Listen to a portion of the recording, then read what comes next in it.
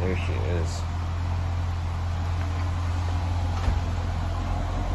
One of the greatest parts about having an LS car is use this bad boy to heat up your garage before you start filming your YouTube videos. Hey guys, welcome back to the channel. I want to take a few minutes, tell a little story. So as I explained in my last video, I bought this this Corvette here in about April, and we're less than a week away from Thanksgiving at this point. And my friends, when they first saw this car, I wouldn't say they hated on it, but they all came at me like, "Hey man, why not the Z06 or a Grand Sport?" And it was just, the Z06 would have been more the thought for me than the Grand Sport at the time, being that they're about the same price. So I didn't really look at Grand Sports. I did look at Z06s, however, and then I looked at base models. And there's a few things that during that process of research that I actually really liked better about the base model. And we'll get into those here in just a minute. But yeah, so I just want to give you that backstory on why I'm going to talk about this, because I get kind of tired talking about it with my car buddies that actually don't even have Corvettes, but they like to ask questions about why I don't have a Z06. So we'll dive into that. One of the big reasons actually first reason I like to talk about this car, I love that it has a target top. I mean, that may sound weird, but I love that it has a target top, and I see that as being, a big differentiator with swaying my decision. It's not the only reason, but there's about 5 more, but that's a big reason. And like, to that point, the people that say, "Why is this not a Z06?" It's all guys. I really don't give a shit what other guys think. I don't care. It's not that important to me. But women, you know what? They don't care that it's a base model Corvette. They like that it has a target top. So that's actually probably what would be important to me if I was, thinking about that from that standpoint. But yeah, target top, huge selling point to me. You can't get that on a Z06. It's got that fixed roof. As nasty as they are, as awesome as the Z06 is, I'm never gonna knock it and say it's a bad car. But having that target top on a nice summer day here in Ohio, I'm popping that thing off. I only get to drive this thing for about 7 months out of the year typically. So that came into play a little bit with this decision too, because I can at least take the top off for about 5 of those months. So it makes it almost like having a convertible without the road noise.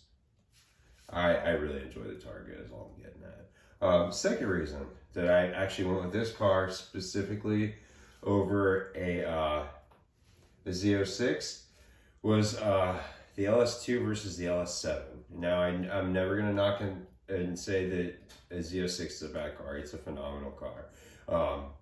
But this right here, this LS2, it's like a Clydesdale versus you have a Z06, which is kind of like a thoroughbred. It's a little bit more fragile, and you just have to be a little bit more careful with it.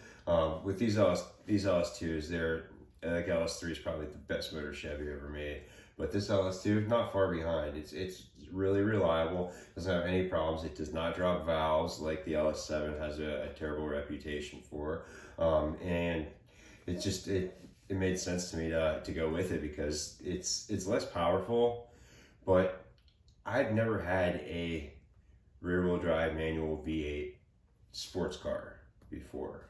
So I don't think that a Z06 would necessarily even have been maybe the way to start. So the LS2 is perfectly fine for me.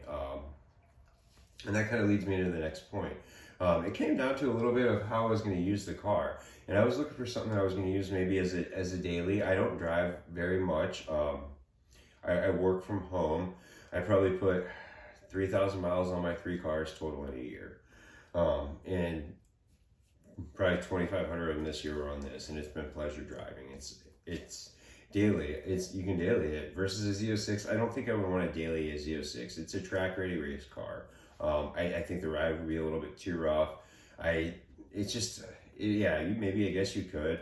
I feel weird about that though. It's special. Z06s are a very special car. This I can daily. I don't park it like right up front or anything. I still park it, maybe further away than you would park your Honda Accord or my Audi or Mazda or something like that. But it's not a race car. You can actually use it a little bit more daily. It does have the Z51 package on it, which that was a non-negotiable for me with the base model.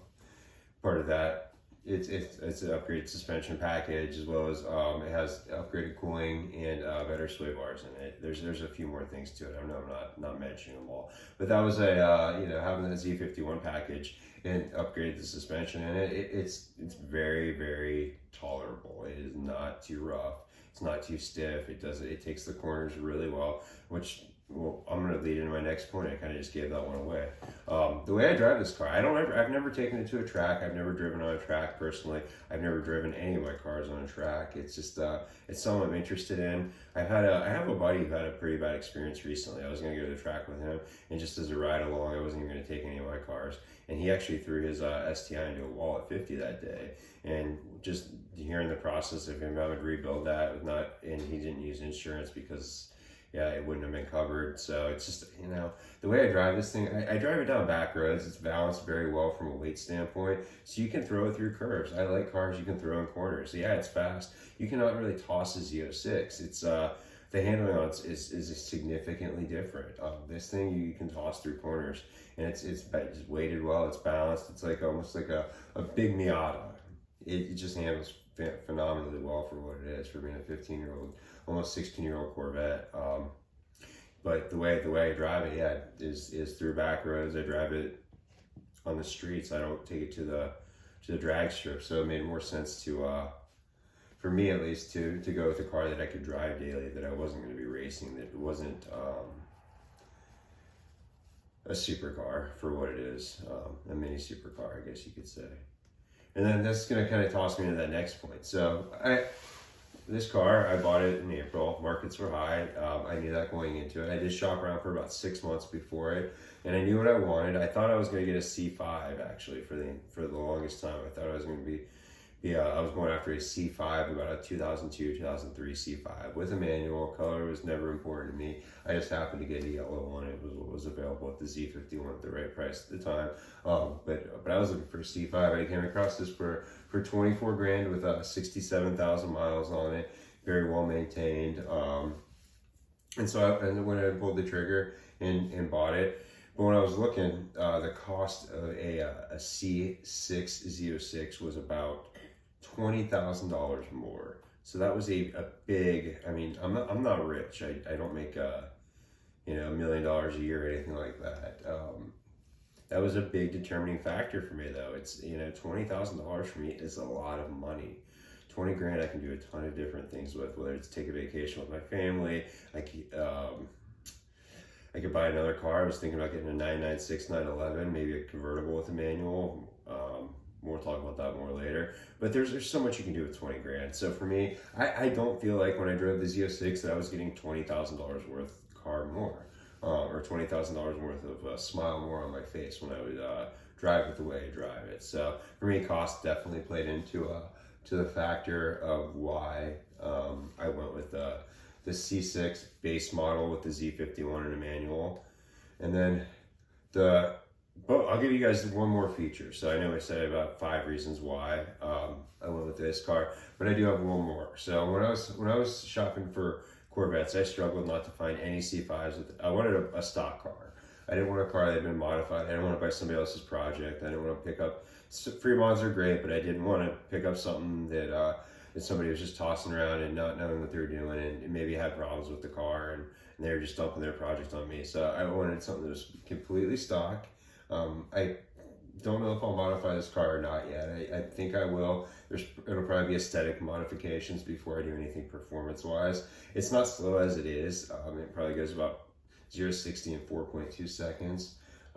It's not slow at all. It keeps up a lot.